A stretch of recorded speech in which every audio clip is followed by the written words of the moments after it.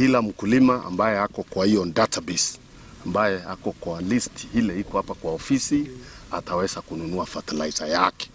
Kama hauko kwa hiyo list, unaenda kwa county, wana verify wakiwa pamoja na ofisi ya county commissioner, wana confirm kweli wewe ni mkulima wa hapa Trans Nzoia na uko na eka ngapi. Pia tumereview allocation, tukasema tuongeze ikuwe mifuko 20 ndio wale wengi waweze kupata, na pia tukasema wale wakulima wakubwa pia vetting itafanywa. As we monitor the quantities of fertilizer we have, we can also support them.